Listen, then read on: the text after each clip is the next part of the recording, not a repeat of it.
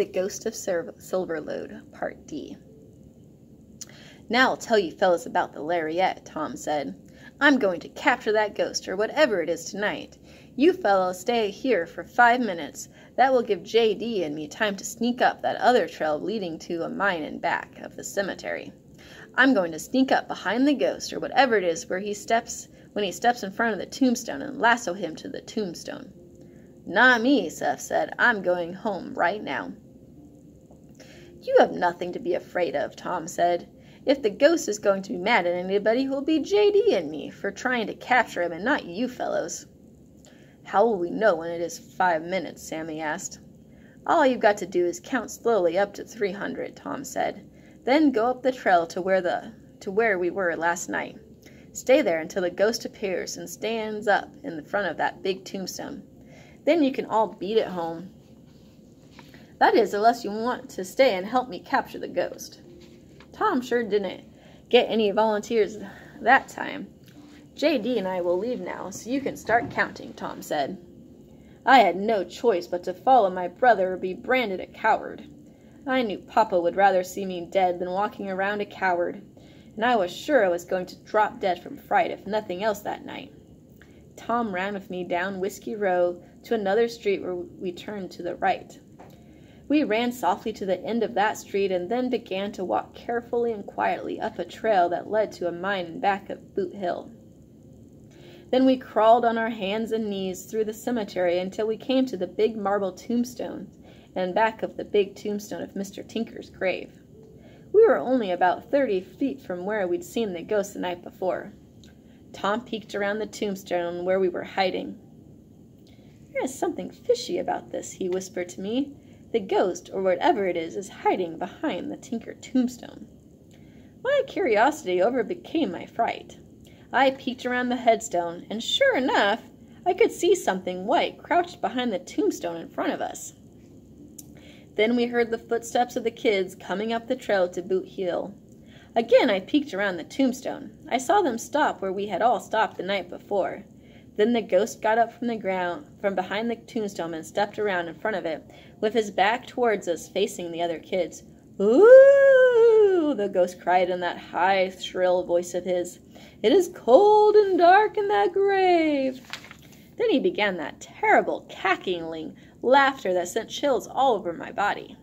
I stared with fascinated horror as Tom got up and walked towards the ghost.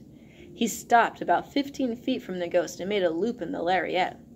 The kids began to scream of terror and run down the trail.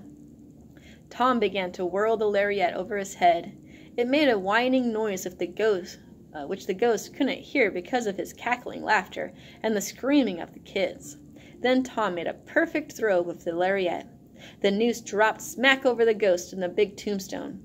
Tom jerked it tight and then began running around the big tombstone and the ghost, making coil after coil of rope, tying the ghost to the tombstone. When the end of the lariat got short, Tom stopped behind the tombstone and tied it with a slipknot to the noose of the lariat. The ghost wasn't cackling that crazy laughter anymore. He was hog-tied to that tombstone like a calf at a rodeo. Tom motioned for me to follow him as he ran down the trail towards Corey Street. I sure didn't need any encouragement. I guess the ghost was so surprised he couldn't think of anything to say until then. Come back and let me go, I heard him shouting. I won't hurt you. Tom and I didn't stop until we reached Whiskey Row. I got him tied so he can't get away, he said, puffing. You go get Papa and Uncle Mark. I'll wait here. I tried to speak, but couldn't for a moment. I was so chilled with fright, it felt as if I was in a bathtub filled with ice. I thought you were going to interview the ghost, I finally managed to say, and my voice sounded as if it was far away. I decided to let Papa do that if it's a real ghost, Tom said. Now go get him and Uncle Mark. I didn't stop running until I flung open the front door of our house and entered the parlor, where Papa, Mama, and Aunt Bertha were sitting. They all stood up at the same time and stared at me as if I'd popped right up out of the floor. What are you doing out of bed? Mama demanded. Papa looked at the dirt and cockleburr sticking to my Levi breeches and short shirt. And where in the name of Jupiter have you been? He asked. I tried to talk, but couldn't because my breath was like fire coming out of my lungs. Papa began to pound me on the back to try and help me catch my breath. Mama ran into the kitchen and came back with a glass of water. With Papa pounding my back and Mama getting some water down my throat, at last I could talk. "TD has captured the ghost of Silverlode," I cried. "He has the ghost tied to a tombstone in Boot Hill and wants you to come interview it and bring Uncle Mark." Papa looked at me as if I was a ghost. He stood there stunned. Then he held out his hands in a pleading gesture towards Mama. "Why, oh why did you have to give birth to a son who hasn't given us a moment's peace since the day he was born?"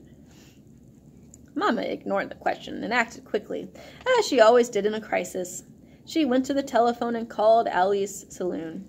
Uncle Mark wasn't there, so she called the other saloon and got him on the phone. She told him to come at once and to bring a couple of horses. Papa and I were waiting at our front gate when Uncle Mark rode up, riding a strange horse and leading another one. "Tina said it was urgent," he said. "I borrowed these horses from a couple of cowboys. What is this all about?" "You will never believe it," Papa said as he mounted the extra horse. Uncle Mark held out his hand and lifted me up behind him.